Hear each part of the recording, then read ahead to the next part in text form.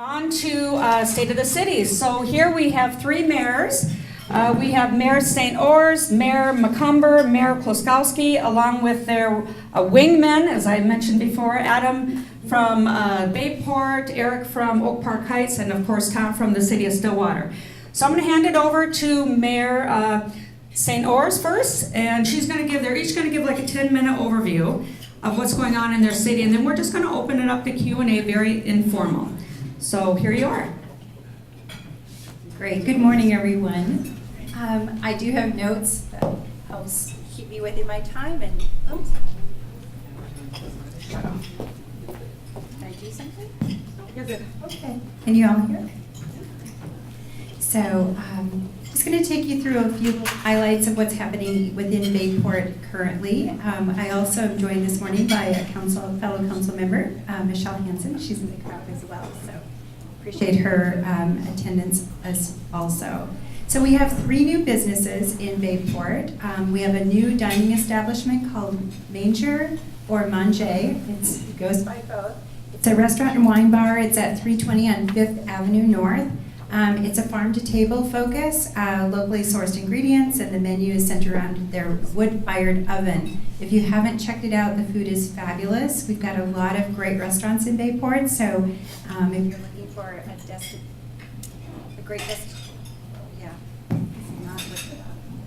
a good destination for dinner, think of Bayport. We also have a new business called Heartfelt Silks, and this is right on 95. It's a new retail shop, gallery, studio, and teaching space.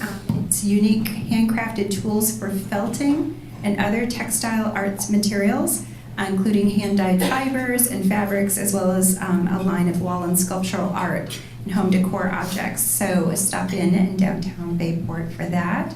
And then we have a new automotive service center called Bronze on 5th Avenue, and that's a full-service auto repair. So we're excited to have those new businesses and in Bayport, and there's lots to take in now across the city.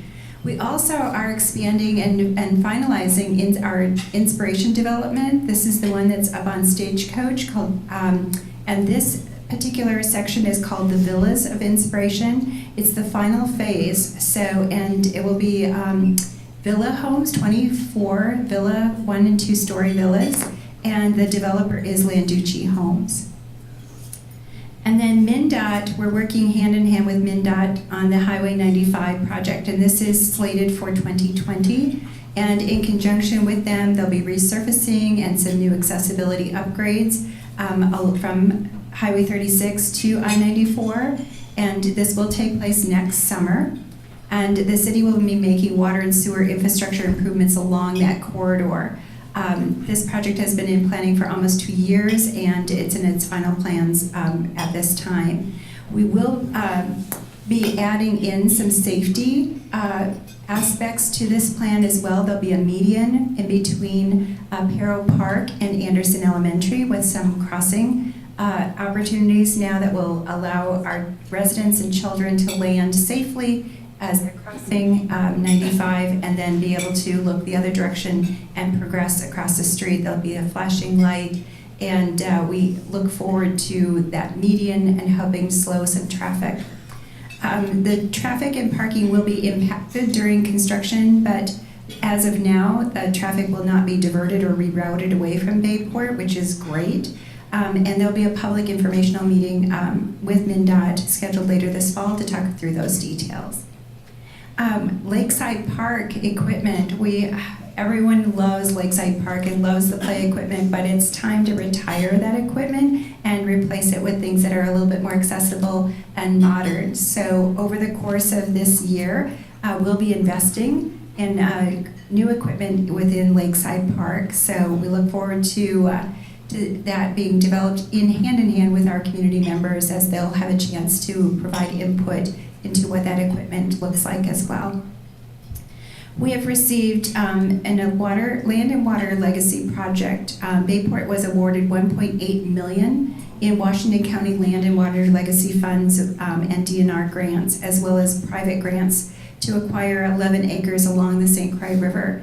And this land will be set aside for potential development as another passive park within our community. So that's work is underway as well.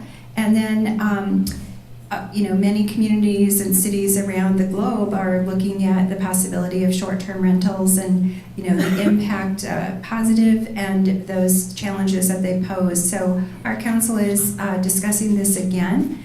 We had voted it down the first round about a year and a half ago. There's still interest from members of the community. We want to make sure that we have the opportunity to gain input from many members on that topic, because it is a very, it has positive impacts and it can have negative consequences. So we want to make sure that that's very well vetted across our community to see which direction to finally take on that decision. And those are the key elements that are taking place in Bayport right now.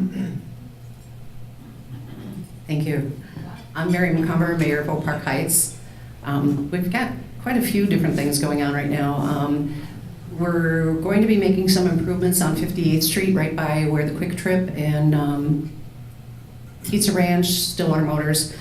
Any of you who have gone on that street know it's very confusing. It is who turns left, who turns right, so we're going to be widening that road and putting new striping in. And also in that area is where the new Holiday Inn is expected to be built. It's been delayed a little bit. We'd hoped that would have been open by this year. And you probably have seen we're going to have a new Panera that's under construction right on the corner of 36 and Norrell. And also with Norrell, the council has worked on trying to get that frontage road pulled back farther away from the main line. We have a plan in place. We've applied for a grant and received it. Right now, the last bit is at the legislature. And we did make it into the omnibus bill, but we'll see if we get the final funding to enable to get that done next year. As everybody knows, that intersection is very dangerous trying to cross if you're coming from Menards or trying to go to Walmart. So we're working very hard on that. Recently, we were named the 8th safest city in the state of Minnesota, which I think is a testament, because so many different things are going on in this area, whether it's, I don't even want to go into all of it.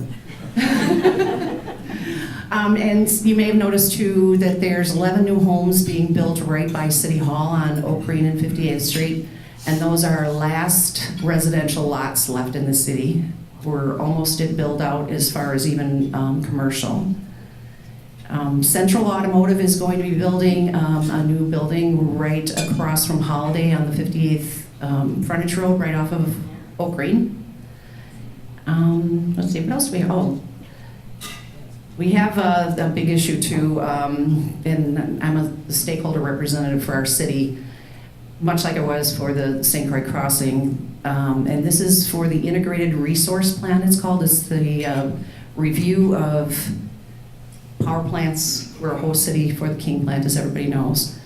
And this is looking at the early retirement of the King plant and the goal to have 0 carbon emissions by 2050, and looking at closing all the coal-fired plants. And King and Sherco, which is in Becker, are the 2 top to be slated to close the soonest. Originally it was 2040, it was moved to 2038, 2037, and at the meeting last week, the modeling is for 2025 to 2030.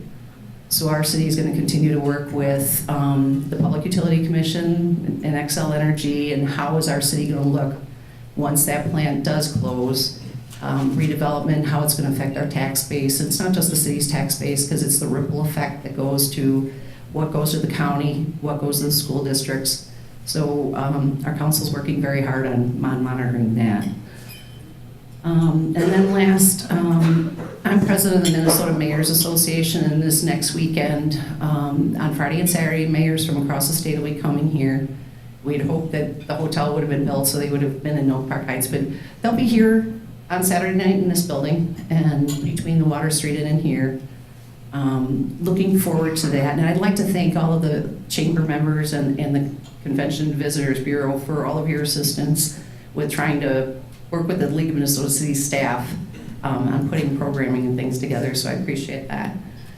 And we do have, I want to recognize one of the council members is here, Chuck Doherty, and everybody knows Chuck. And then lastly, we have a brand new council member, Carly Johnson. She's just a delight. She's 23 years old and full of energy, full of ideas, and really looking forward to our council working on so many different things this next year.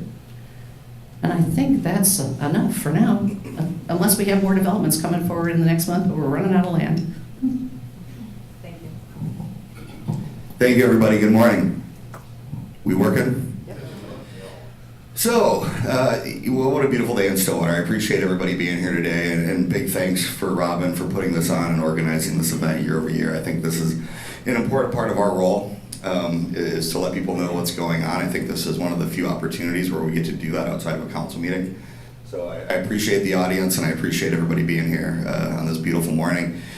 You know, let's get a few of the bigger topics out of the way. We kind of have some external things that I'd like to discuss and some internal things.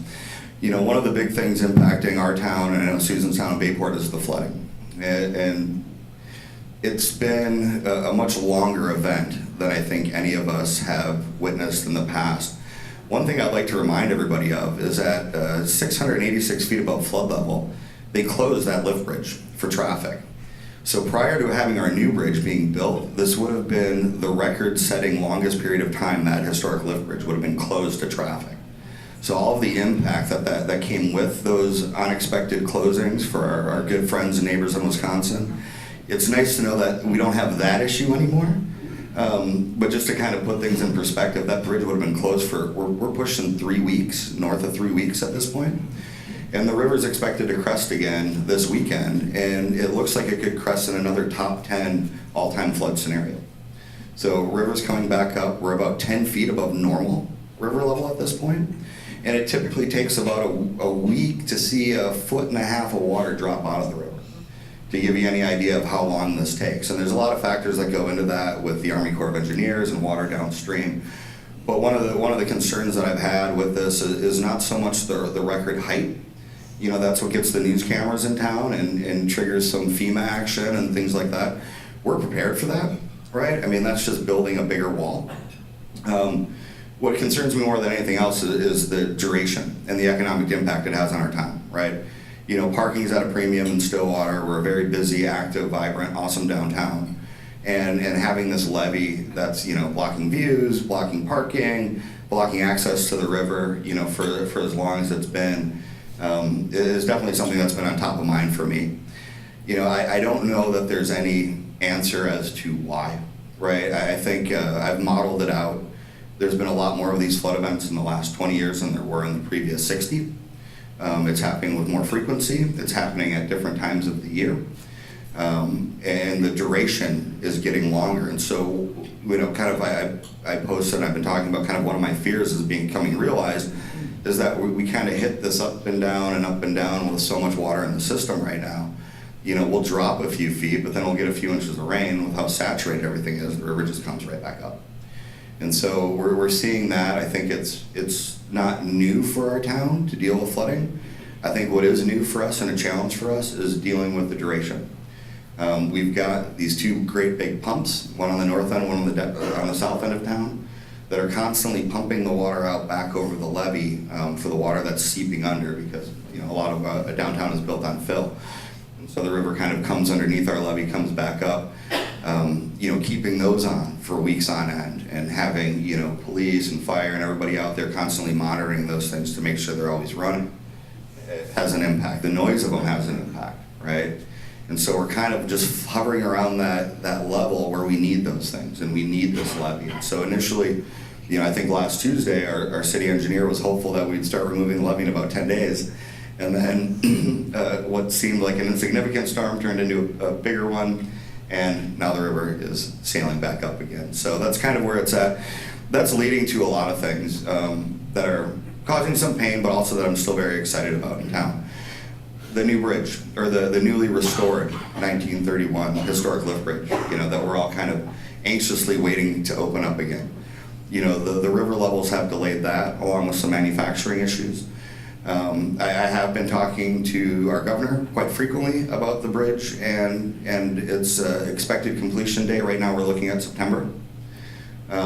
But again, the flooding is not helping that September deadline. That's kind of pushing up against us rather quickly. I think we all want to see that open, right? I mean, that's the link that creates our awesome trail system. I'm really excited to do the trail because you can take the nice easy route down into the new bridge and across, and then the real steep hill down. I mean, it's going to be just an absolutely fantastic amenity for our town. You know, the number of bikers and bike rental people and the stores and the eyes on Stillwater, I don't know that we've ever had more visibility of our town, regionally or nationally. We're in the news all the time. And I just want to say, I think, you know, for all of us up here as electeds, it's our job to, and I think it's important for the community to understand, I feel very fortunate to be in a community where, you know, regardless of political persuasion, I think it's our job as local electeds to have good relationships all the way up the chain. And I think Senator Karin Housley's been doing a great job. She's still insanely responsive to all of our city's needs. Shelley Christensen is our newly elected state rep. She's been great. She's very responsive as well when staff or I or any of our council needs her. She's always there. So we've got great relationships at the state level.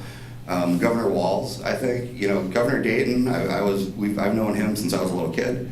We've always been really close. He was very focused on kind of big picture, big Minnesota stuff. What's really encouraging about Governor Walz is he fully understands the importance of Stillwater to the Minnesota story.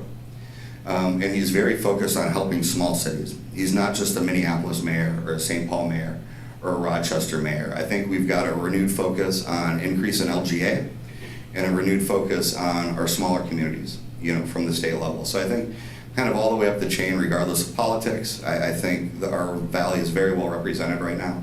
In a way where I don't think it has been in the past. So that's kind of exciting. I think we've got some interesting things going on. I mean, I think everyone's aware of the new hotels, the Laura, Chuck's edition. When are you going to be done, Chuck? Sometime in June. Sometime in June, right? So Chuck's cruising along. I mean, have you guys seen that? Right? Is that not it's the most exciting thing when I drive down Myrtle and I see all this construction happening? I'm really excited for Chuck and his sweet wife Judy, and to have that new project downtown Stillwater. The Laura is doing really well. The Laura just made another top 10 list in the country of, you know, of cool boutique hotels or something along those lines. The Crosby's doing really well. The Matchstick Restaurant is a great new addition to town. It's one of those things that feels like it's been here for a long time. So we're really excited about those new businesses, and there's been a plethora of others that are opening up. We have a big project for us is kind of that interchange at 36 and Manning. And I think we've been working really well with our county commissioners and again with the state, and Stillwater's hired a lobbyist to help in that effort. I think we all understand how kind of terrible that intersection is on 36. And unfortunately for the city of Stillwater, we're looking at kind of a hefty tab on our portion that we need to pay for to fix that interchange. And I think we all know that's where the new hospital is slated to go, on that corner. And so it's a really important intersection for us because it's a state highway. It's also a very expensive intersection to kind of get sorted out. And so that's been a big project for city staff. We've recently hired a parking consultant. This is, you know, one of those really fun issues that everybody likes to talk about in Stillwater is parking. And I'm excited because I think we have, you know, parking policies that are probably they were the best for the time and the best based on the need. But I think it's time to review that and come up with a new idea of how we deal with parking. Because at this point, there's no parking mitigation that's going to create enough parking for all the new demand that's happening in Stillwater. So we have to get a little creative. I think we need to do a better job at influencing behavior, right? Do we have enough parking for our guests? Do we have enough parking for our residents? Do we have safe lighted parking for our employees? I think we need to do a better job at figuring that out. And so I'm hopeful with some help from consultant groups and our community, we can get to a better plan for downtown parking, because we're pretty much out of room. We've got about one spot where we can build a new parking structure, and then we're pretty much tapped out. So we've got to figure out a new way to pay for our parking system in a way that doesn't burden our residents in a way that's unfair, and get that straightened out. So I'm looking forward to that. You know, we've got the Zephyr Theater, which has done a really great job of fundraising. They've closed on their space. When that gets done, and they just got some great foundation support from, what's our bank? RCU Credit Union just gave them a really big donation from their foundation. So they're doing a really good job of raising money, and I'm really excited for that amenity. My kids just said, I want to go to a theater that actually has real costumes, right? And I'm like, we're working on it. We've got one. It's coming, right? It's coming. So that's kind of exciting. Last year we hired a lobbyist, and we had a project to restore our riverbank. So this kind of runs by the Dock Cafe all the way down past the riverboats, where we're seeing an increase in erosion. As the river level goes up and down more frequently, so does erosion, and that's an area of concern. We have some sewer lines running down there. Really don't want those in the river, especially Bayport doesn't want those in the river.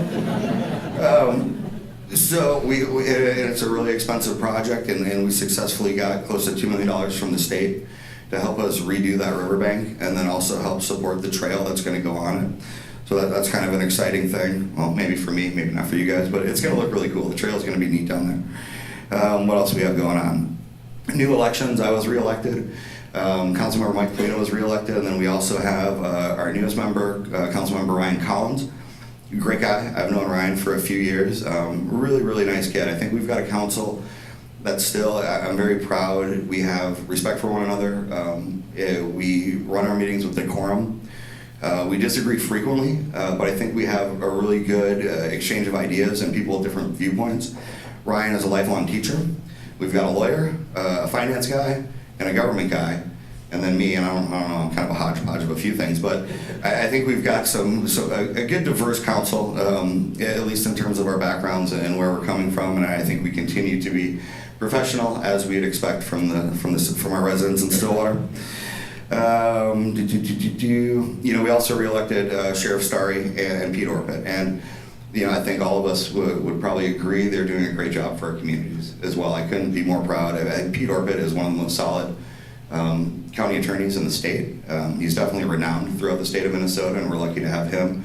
And I think Sheriff Starry's done a really good job as well. So it's kind of all the way up the chain, all the way across the board. I think our valley's in really good hands, and it makes me feel very positive for the future.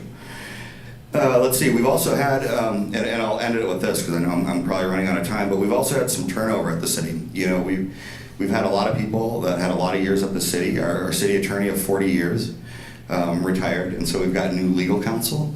And I love Dave Magnuson. He was great. He started working at the city pretty much the month I was born.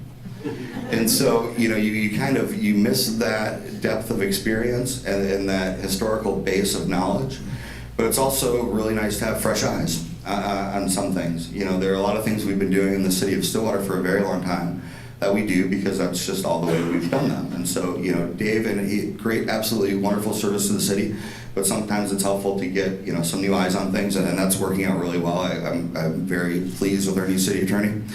Our longtime city clerk, Diane Ward, which I could almost cry because I loved her so much. She retired, and I'm very happy for her. So we have a new city clerk with Beth Wolf. We also have a new finance director. We had a longtime finance director retire. So we have a new finance director. Her name's also Sharon, so that's easy for me to remember anyway.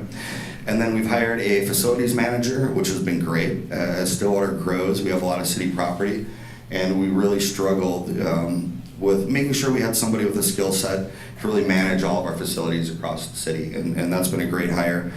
And then what else do we have going on here? I think we'll leave it at that. We are replacing the dome at the rec center, so if you see that collapse, it's not like a snowy Metrodome thing.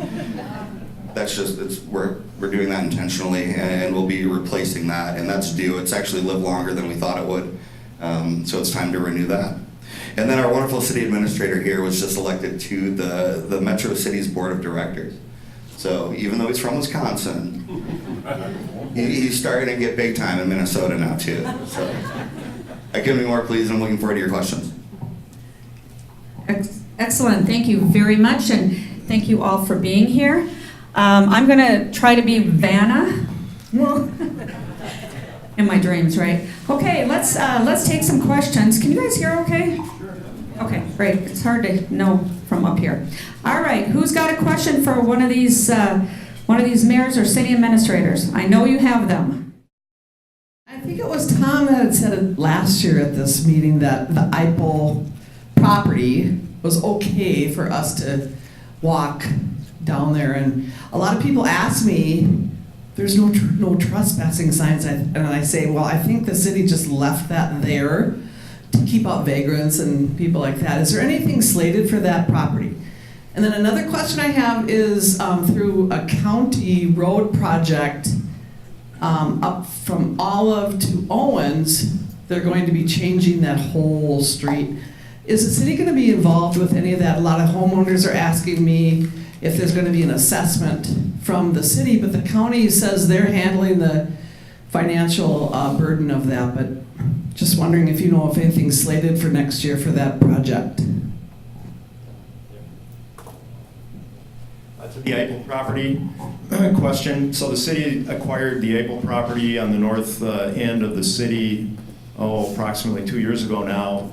Did a preliminary concept plan for reuse of the property in park-type space, but only a concept plan. The council approved the concept plan. This year, slated in the work plan, is the development of the actual business plan. What exactly should we be doing with the property? So there will be some work groups put together during the course of this year, bringing back the report back to council, some recommendations for adoption, and then a build out of whatever it might be. It has to be open space use. In the meantime, yes, the gate is there. It says no trespassing. The city really hasn't closed the property. Walking through it is fine. Having events, though, we get requests to, can I have a wedding down there? Can we have a reception down along the river? Can we do X? And because it hasn't been built out, we're always going to say, no, we're not ready for any of that. But the occasional walking down the path and through the property is fine. You might have some of our staff walk by and go, gee, it's not really open, but it is open. The gate's open, but you'll still see the signs there until the business plan is completed later this year. Yeah.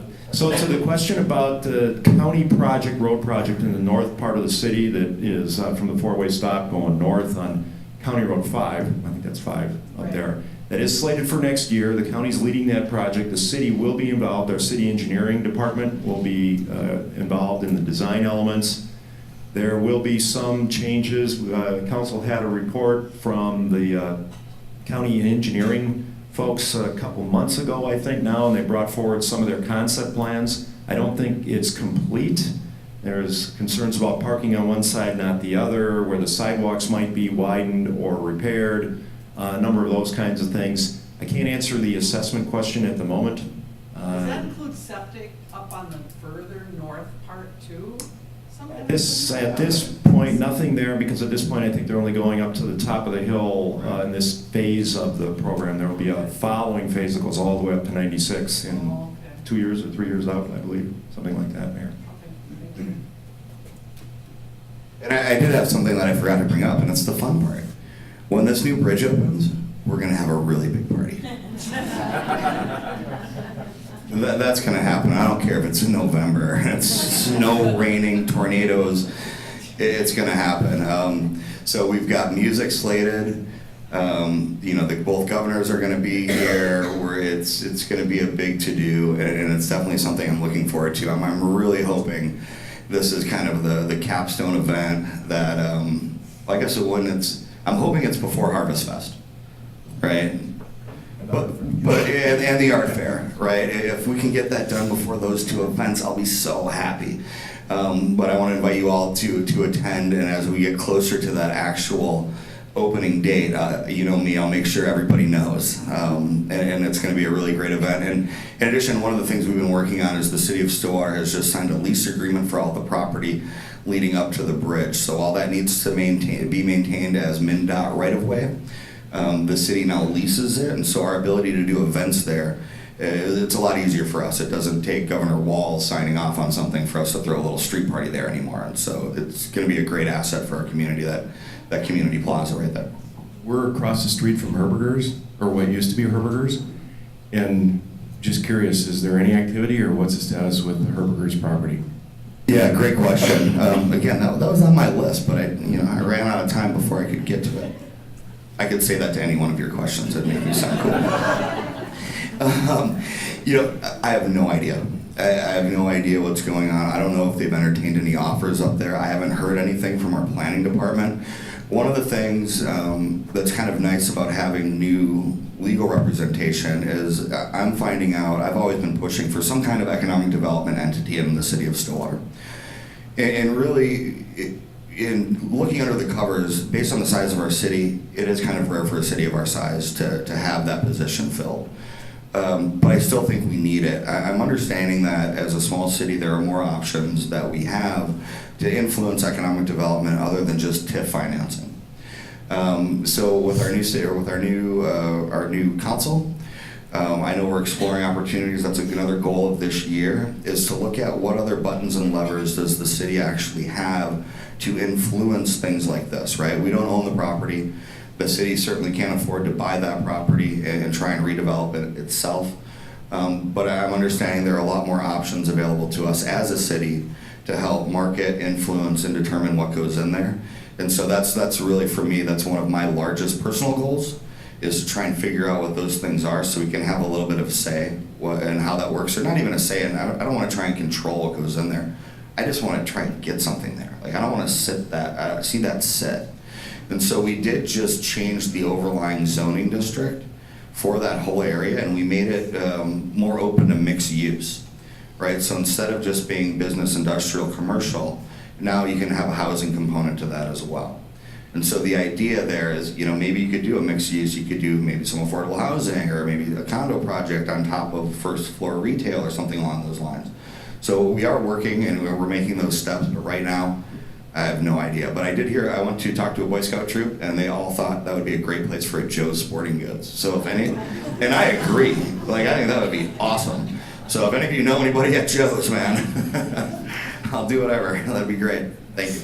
My name is Corey Bittner. I'm from Leo's Grill and Malt Shop, and this week we went through, because of Earth Day on Monday, we went through like an internal audit of what we're using for garbage in our restaurant, and we found out that we are using 40,000 plastic straws a year, just as our little restaurant. So we're making a strong move to find compostable straws for our malts and beverages. Well, my question is what is the city? What are the cities doing? I know other municipalities use blue bags on top of their garbage for compostable or compostables, kitchen scraps, and that type of thing. Seed and Washington County came out with a program. Washington and Dakota County came out with a program to kind of fund and put out grants for these kind of initiatives. And I just think it's really important that the cities get together. So I thought this was a good opportunity for all three represented. So thanks. Great, thank you, Greg. I tell you, the city of Stillwater, we are going down the process, and we've become a green step city. And this line outlines a series of tasks to make the city more sustainable. And there's a number of steps we have to take in order to achieve more status as a green step city. And it's this great kind of guide of some simple things and some big things that cities can do to become more sustainable. And so we're working down the path of that. We also just approved our second solar garden utility contract. So right now, up to 35% of our city usage, not for like the entire city, but the city of Stillwater, our buildings, our facilities, is 35% of our energy is coming from solar farms. And so those are kind of the steps we're taking. But I think it would be interesting for the reps up here to talk about, I hear about plastic bag bans in cities. And some cities just go ahead and elect that we ban plastic straws, right? I think there are some steps, and so I personally don't know how that mechanism works. I'm not sure how much authority the city of Stillwater has, or Oak Park Heights and Bayport. It's a little bit different from St. Paul, Minneapolis, Rochester, Duluth. Some of the larger cities that are doing these things, they've got statutorily a little more power to do some of that stuff. And so I don't know how we feel about those things. I know Park Heights has predominantly a lot more retail and plastic bags than we will, but we got Cup and Target, and I'm sure they're pretty big suppliers of those as well. So I'd definitely be open to discussing it at a council level, but I think it'd be interesting to hear you guys think.